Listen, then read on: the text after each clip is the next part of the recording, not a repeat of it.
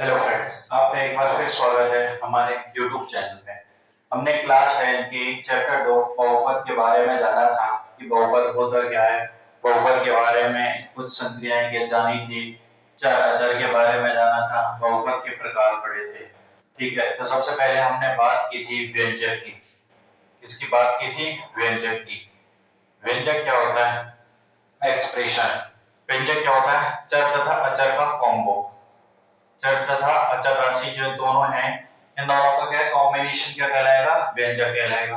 व्यंजक के बाद बात की थी चर क्या होती है। चर जिसका मान चेंज होता रहता है, जिसका मान चेंज होता है वो क्या कहलाएगी? चर राशि। अचर राशि जिसका मान क्या रहता है? हमेशा कांस्टेंट रहता है। क्या रहता है? कांस्टेंट रहता है।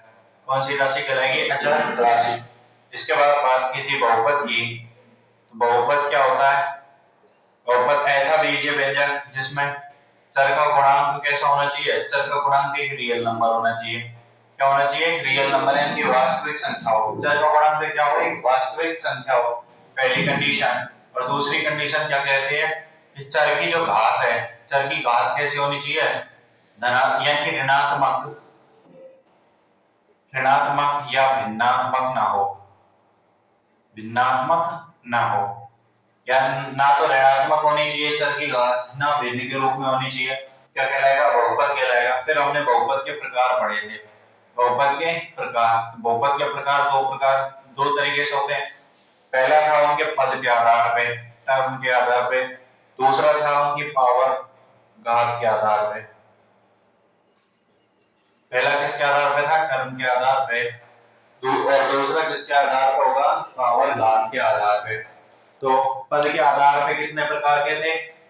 पद के आधार पे हमने पढ़े थे एक पद वाले मोनोमियल पढ़े थे, मोनोमियल। उसके बाद पढ़े थे हमने बाइमियल, बाइनोमियल, बाइनोमियल। उसके बाद पढ़े थे बाइनोमियल। उसके बाद पढ़े थे हमने ट्राइनोमियल, ट्राइनोमियल। एक पद वाले, द्विपद वाले और तीन पद वाले, यानी कि जिनमें एक पद हो एक्स वाई, इस तरीके से एक पद वाले। दो पद वाले जैसे एक्स स्क्वायर प्लस 5x हो गया, इस तरीके से, या x प्लस 2 हो गया, तो ये दो पद वाले हो गए। तीन पद वाले x प्लस 3 प्लस y, ये क्या हो गए? तीन पद वाले हो गए। ऐसे हमने घात के आधार पे पढ़ा था।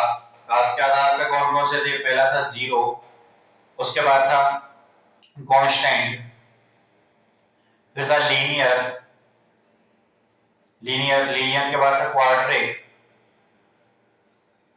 और क्वाड्रिक के बाद था ट्राई या क्यूब बोलते हैं इसको, क्यूबिक।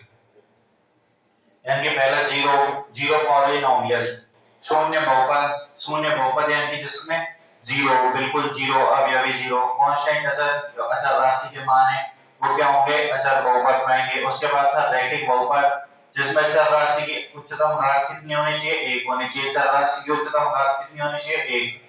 फिर था क्वाड्रिक, जिसमें चर राशि की उच्चतम घात कितनी होनी चाहिए? दो। चर राशि की उच्चतम घात दो। फिर था क्यूबिक, फिर था क्यूबिक जिसमें चर राशि की उच्चतम घात कितनी होनी चाहिए? तीन होनी चाहिए। ये थे हमने बहुपद के बारे में पढ़ा था। उसके बाद शून्यक और गुणांक पढ़े थे। शून्यक, गुणांक। शून्य क्या होते हैं कि x के लिए px का मान, px is equal to 0 हो जाए तो x क्या कहलाएगा? उस बहुपद का शून्य। यानी कि x का वह मान जिसके लिए बहुपद का मान क्या होता है? 0। x का वह मान जिसके लिए बहुपद का मान 0 होता है क्या कहलाएगा? शून्य। उसके बाद बात करते हैं गुणांक की। गुणांक जैसे बहुपद है x square plus 2x plus 5, तो इसमें x स्क्वायर का गुणांक कितना है? 1। यहाँ पे गुणांक कितना है? 2। x का गुणांक कितना है? 2। तो इसमें जब गुणांक की बात करते हैं तो उनको a b c इस तरीके से दर्शाते हैं। a b c समीकरण को अगर लीनियर रूप और सामान्य फॉर्म में लिखना होगा तो कैसे लिखेंगे? ax square plus bx plus में c, जहाँ a क्या है? x स्क्वायर का गुणांक, b क्या है? x का गुणांक, और c क्या है? अचर राशि का मान। तो ऐसे इसको क्या करेंगे? a का है क्या है यहाँ पे? x स्क्वायर का गुणांक, b क्या है? x का गुणांक, और c क्या है? अचर राशि। तो यहाँ पे इनमें संबंध निकाला था हमने। शून्यक मैंने मान लिया द्विघाती बहुपद के लिए, द्विघाती बहुपद के लिए जब द्विघाती बहुपद है जिसकी घात 2 है तो शून्य कितने आएंगे, 2 अल्फा और बीटा। अब इन दोनों शून्यों को जोड़ते हैं तो वो आएगा यहाँ से माइनस के बी अपॉन ए, और इन दोनों का गुणा कराते हैं वो आएगा सी अपॉन में ए। तो बराबर माइनस डी किसका गुणांक है, डी एक्स का गुणांक है, यानी कि एक्स का गुणांक, एक्स का कोएफिशिएंट अपॉन में यहाँ आ जाएगा एक्स स्क्वायर का गुणांक। ऐसे बात करते हैं यहाँ पे, तो सी क्या है, राशि अचर मान है सी, अपॉन में चर मान, अपॉन में क्या आएगा एक इसका एक्स स्क्वायर का गुणांक, एक्स स्क्वायर का गुणांक। तो ये बात की थी हमने कि व्यंजक क्या होता है, चर तथा अचर राशि की संक्रिया कौन सी होती है, plus minus into and divide, ये वाली संक्रिया है तो क्या कहलाएगा व्यंजक। फिर चर जिसका मान परिवर्तित होता रहता है, अचर जिसका मान परिवर्तित नहीं होता, बहुपद, बहुपद ऐसा बीजीय व्यंजन जिसमें चर राशि का गुणांक कैसा होना चाहिए, वास्तविक संख्या होनी चाहिए, वास्तविक संख्या होनी चाहिए, उसके साथ साथ घात जो है या भिन्नात्मक या ऋणात्मक रूप में ना हो, यानी कि ऐसे नहीं होनी चाहिए x की पावर 1/2 दे रखी थी, बहुपद नहीं होगा, या अंडर रूट x ये भी बहुपद नहीं होगा, x की पावर -1 ये भी बहुपद नहीं होगा, यानी कि ना तो ऋणात्मक रूप में होनी चाहिए घात, ना भिन्नात्मक रूप में होनी चाहिए, क्या कहलाएगा बहुपद। फिर बहुपद के प्रकार पढ़े थे, बहुपद कितने प्रकार के होते हैं, तो पद के आधार पर घात के आधार पर दो प्रकार से देखेंगे, पद के आधार पे मोनोमियल यानी कि एक घाती एक पद वाले बहु एक पद जिसमें एक ही पद हो, बाइनोमियल यानी कि दो पद जिसमें दो पद होने चाहिए, ट्राइनोमियल जिसमें तीन पद होने चाहिए। फिर उसके बाद हमने बात की थी पावर घात के आधार पे जीरो कांस्टेंट, यानी कि जिसमें जीरो कांस्टेंट यानी अचर राशि। उसके बाद बात की थी लीनियर की, इसके बाद की थी लीनियर यानी कि रैखिक बहुपद जिसमें चर राशि की उच्चतम घात 1 होनी चाहिए, इसमें चर राशि की उच्चतम घात 1, क्वाड्रिक में चर राशि की उच्चतम घात 2 तथा क्यूबिक में चर राशि की उच्चतम घात कितनी होनी चाहिए, 3 होनी चाहिए। फिर हमने शून्य की बात की थी, शून्य क्या होते हैं कि किसी भी बहुपद में x का वह मान जिसके लिए बहुपद px 0 हो जाए, px का मान क्या होता है 0 हो जाए, क्या कहलाएगा शून्य। और गुणांक क्या होते हैं, जैसे कोई बहुपद है x square plus 2x plus 5, ये ax square plus bx plus c के रूप का है, तो a b c जहां a x स्क्वायर का गुणांक b x का गुणांक और c क्या है अचर मान है। फिर हमने इनमें संबंध निकाले थे कि शून्य और गुणांकों में क्या संबंध होते हैं, ये था यहाँ तक की बात। अब आगे देखते हैं 2.1 स्टार्ट करते हैं उसके पहले क्वेश्चन से।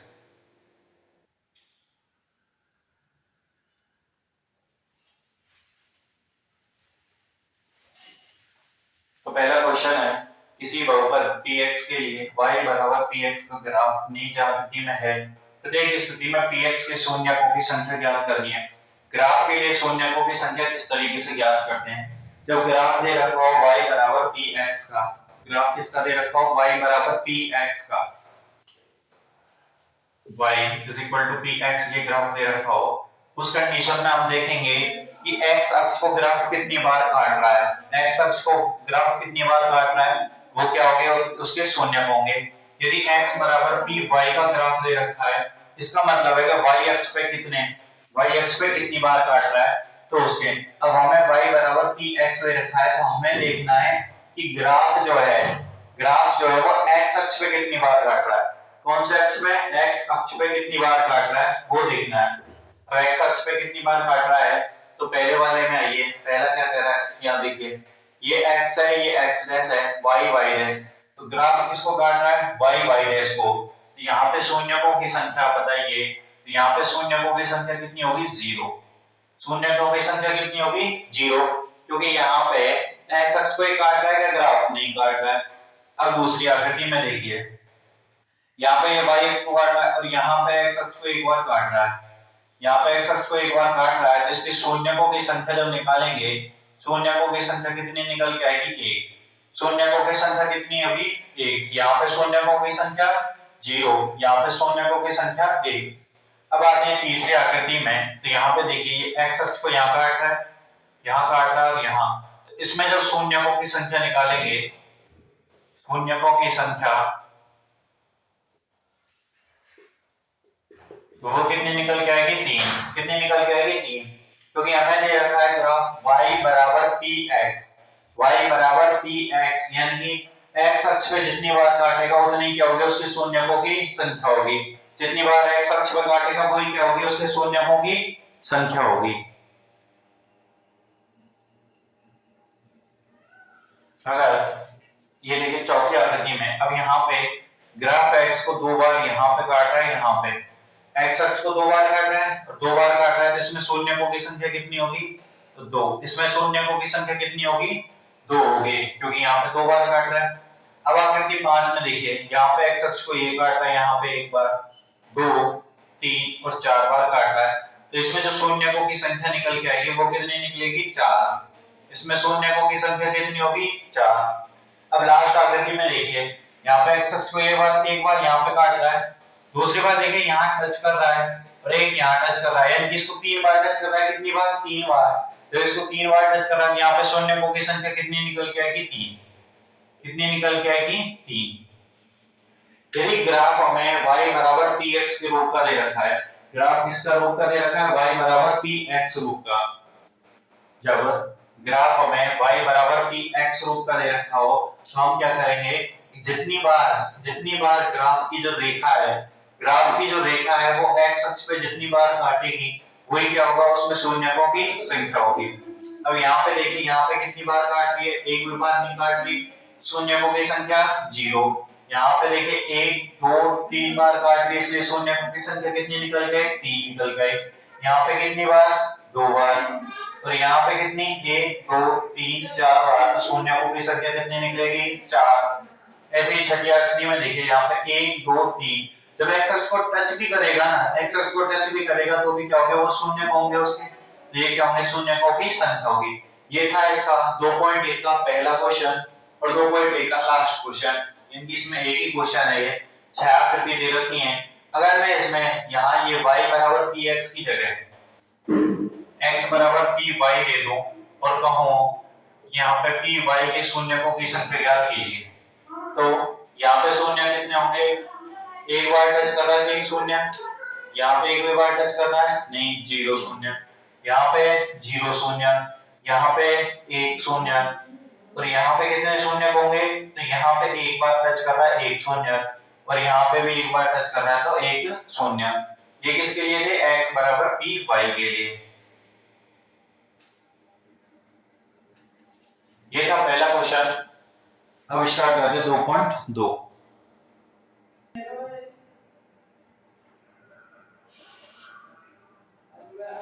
ठीक है, निम्न द्विघात बहुपदों 2.2 स्टार्ट हो रही है। 2.2 में क्या कह रहा है कि निम्न द्विघात बहुपदों के शून्य ज्ञात कीजिए। तो यहाँ से आगे क्या लिखना है वो तो छोड़ दीजिए, पहले हमें यहाँ तक देखना है कि शून्य ज्ञात कीजिए। सबसे पहले क्या ज्ञात करना है, उसके शून्य। क्या ज्ञात करने हैं, शून्य। पहला नंबर वाले लेते हैं हम, इसको ही एक्स स्क्वायर माइनस के 2x माइनस के 8 इस तरीके से दे रखा है। इसके क्या ज्ञात करने हैं, शून्य ज्ञात करने लेंगे एक्स स्क्वायर माइनस के 2x माइनस के 8। शून्य ज्ञात करने में हमें ये होना चाहिए सबसे पहले कि इसका जो गुणांक है तो माइनस है, 8x स्क्वायर है और जोड़ने पे माइनस के 2x आए, इसको इस तरीके से लिख सकते हैं ना, x स्क्वायर माइनस के 4x प्लस के 2x माइनस क्या। यहाँ पे इन दोनों में से मैं x कॉमन ले लेता हूँ, x कॉमन लिया तो यहाँ पे क्या बचा x और यहाँ पे क्या बचेगा 4, x माइनस के 4 प्लस, अब यहाँ से कितना कॉमन आएगा, 2 कॉमन लेंगे तो यहाँ पे x बचेगा और 8 में से 2 गया तो यहाँ पे कितना बचेगा, 4 बचेगा। अब x माइनस 4 दो जगह तो x माइनस 4 कॉमन लेंगे, x माइनस के 4 कॉमन ले लिया, यहाँ पे कितना बचेगा x, यहाँ पे कितना बचा 2, x प्लस 2। अब ये जब शून्य ज्ञात करते हैं, क्या ज्ञात करते हैं, शून्य ज्ञात करते हैं, तो इसके शून्य ज्ञात करने के लिए इसको जीरो के बराबर करना पड़ेगा। इसके शून्य ज्ञात करने के लिए इसको क्या करना पड़ेगा, जीरो, क्योंकि एक्स स्क्वायर माइनस के 2x माइनस 8 के शून्य वो जो आएंगे वो क्या आएंगे, x माइनस के 4 x प्लस के 2 बराबर जीरो। शून्य निकालने में इसको जीरो के बराबर करना पड़ेगा, जीरो के बराबर करेंगे तो यहाँ से इसको इस तरीके से कर सकते हैं, x माइनस के 4 बराबर जीरो, x प्लस के 2 बराबर जीरो। तो यहाँ से x बराबर प्लस का 4 उधर जाके किस माइनस का 4 उधर जाके किसको हो जाएगा प्लस का 4। x का मान कितना आ गया 4 आ गया। x का मान कितना आ गया 4। अब यहाँ पे प्लस का है उधर जाएगा पक्षांतरण होकर किसका हो जाएगा माइनस का। तो x बराबर आ जाएगा माइनस के 2। x बराबर कितना आ गया माइनस के 2। एक मान आ गया 4 एक मान आ गया माइनस के 2। एक आ गया 4 एक कितना आ गया माइनस के 2।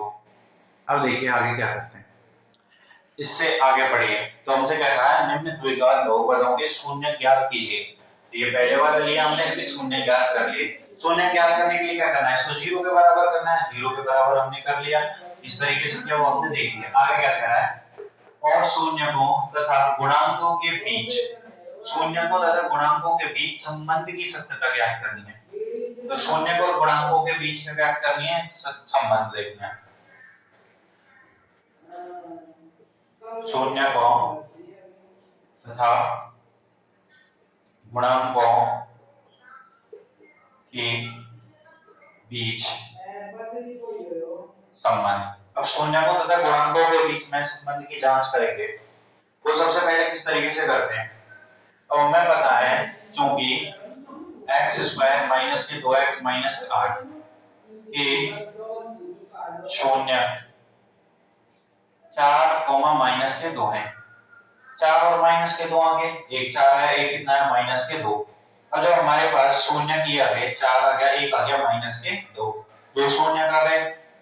अब आगे क्या करते हैं ये जो शून्य है इनको हम यहाँ पे इस तरीके से मान लेंगे कि alpha is equal to 4 beta is equal to minus k 2।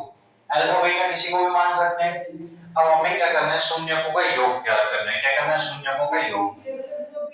शून्यकों का योग शून्यकों का योग क्या होता है alpha plus beta. Alpha plus beta. अब शून्यकों का योग जो है वो कितना आएगा 4 minus k 2 4 plus minus k 2। अब 4 और माइनस के 2 जोड़ेंगे कितना आएगा प्लस के 2 आएगा। ये आ गया शून्यकों का योग। ये क्या आ गया शून्यकों का योग। अब हम शून्यकों का योग तो ये आ गया। अब गुणांकों से देखते हैं। किससे देखते हैं गुणांकों से। अब गुणांकों से शून्य का योग क्या आएगा। शून्य का योग क्या होता है माइनस के b अपॉन में माइनस के b अपॉन में a। शून्यकों का योग कितना होता है माइनस के b अपॉन a ये हमने जान दे। अब माइनस के b अपॉन a तो b का मान कितना है माइनस के 2। इस समीकरण है यहाँ पे देखिए इस समीकरण को ax square plus bx plus c से तुलना कराएंगे। इससे क्या करेंगे तुलना। इससे क्या करेंगे तुलना। देखिए जब इससे तुलना कराएंगे a का मान बताइए मुझे। a का मान बताइए। इससे जब हम तुलना करेंगे तो a का मान क्या आएगा ये स्क्वायर से यहां से छोड़ो शून्यकों का योग किया गया। अब देखते हैं बहुपद x स्क्वायर माइनस के 2x माइनस 8 की तुलना ax square plus bx plus c से कराने जब हम इस बहुपद की तुलना ax square plus bx plus c से कराते हैं इसे ax square plus bx plus c से इसकी तुलना कराएंगे तो मुझे बताइए a का मान क्या आएगा। यहाँ से a का मान 1 निकल के आएगा। b का मान कितना आएगा प्लस के b है b का मान कितना आएगा माइनस के 2 माइनस के और c का मान कितना आएगा यहाँ से माइनस के 8। क्यों है इससे तुलना। a का मान कितना आया x स्क्वायर का गुणांक 1 है b यानी कि x का गुणांक कितना है माइनस के 2 और c माइनस के 8। ये चिन्ह के साइड लेके चलना है तो इसके साथ क्या है साइन है प्लस का प्लस का माइनस का तो माइनस का। अब शून्यकों का योग ही हो गया। अब हम जानते हैं शून्यकों का योग। शून्यकों का योग इज इक्वल टू माइनस के b अपॉन a माइनस के b अपॉन a इस तरीके से। और जब माइनस के b अपॉन a करते हैं तो माइनस के 2 अपॉन में 1 माइनस माइनस प्लस और 2 अपॉन 1 का मान कितना आ गया 2। कितना आ गया 2। तो शून्यकों का योग अल्फा प्लस बीटा किया और शून्यकों का योग हमने किसे समीकरण से किया तो शून्यकों के गुणांक और शून्य इन दोनों के शून्य और इनके गुणांकों के बीच क्या आ गया संबंध आ गया। ठीक है क्यों? क्योंकि इसको क्या लिख सकते हैं, x का गुणा, ये किसका है, x का गुणा, और ये किसका है, x स्क्वायर का गुणा। ऐसे शून्यकों का गुणनफल लेते हैं, शून्यकों का गुणनफल, शून्यकों को क्या लेते हैं, गुणनफल। अगर हम शून्यकों का गुणनफल लेते हैं तो वो किस तरीके से आएगा, अल्फा डॉट बीटा। यहाँ पे अल्फा क्या है, अल्फा क्या है, एक शून्य है, और बीटा क्या है, दूसरा शून्य है। इन दोनों का गुणा कराएंगे, और गुणा कराएंगे वो कितना आएगा, देखिए एक शून्य का हमारे पास 4 है, एक माइनस के 2 है, एक 4 है और दूसरा क्या है, माइनस के 2, और जो निकल के आएगा वो निकल के कितना आएगा, माइनस के 8। कितना मान निकल के आएगा हमारे पास, माइनस के 8 आ गया। अब शून्यों का गुणनफल माइनस के 8 है, तो इसको मैं इस तरीके से लिख सकता हूं ना कि माइनस के 8 अपॉन में 1, इस तरीके से लिख सकते हैं। और ये 8 अपॉन में 1 है, इसको लिखेंगे माइनस 8 किसका है, c का मान है, और c क्या है, अचर मान। माइनस 8 क्या है, अचर मान है, और 1 जो है वो क्या है, x स्क्वायर का गुणांक है। 1 क्या है, x स्क्वायर का गुणांक है, ये क्या x स्क्वायर का गुणांक है। तो बताइए शून्यकों के बीच, शून्यक और गुणांकों के बीच संबंध कैसा है, सत्य है या नहीं है? तो बिल्कुल सत्य है। देखिए क्या करना है, ज्यादा कुछ नहीं है इसमें। सबसे पहले हमें शून्यक निकालने हैं। क्या करना है, सबसे पहले हमें शून्यक निकालने हैं। देखो अब मैं कह रहा हूं कि बहुपदों के शून्य ज्ञात कीजिए। तो शून्य निकालने के लिए इसके इस तरीके से यहाँ पे खंड करेंगे, खंड करने के बाद ये आ गए 2 भाग। अब शून्य निकालने हैं क्योंकि इनको 0 के बराबर करना है। 0 को बराबर करने पे एक 4 आ गया, एक आ गया माइनस के 2, एक 4 आ गया, एक कितना आ गया, माइनस के 2, 2 मान आ गया हमारे पास। अब इन दोनों में शून्य और गुणांकों के बीच संबंध देखते हैं। ये जो है इसके शून्य क्या है, 4 और माइनस के 2, एक को अल्फा मान लिया, एक को क्या मान लिया, बीटा मान लिया। अब शून्यकों का योग निकालते हैं, शून्यकों का योग। जब हम शून्यकों का योग निकालते हैं तो उसको लिखते हैं हम alpha plus beta. Alpha plus beta, alpha का मान 4 है, बीटा का मान माइनस 2 है, कितना आ गया, प्लस के 2 आ गया हमारे पास।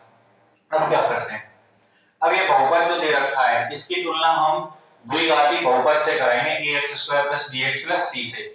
इससे कराएंगे a का मान, b का मान, c का मान आ गया।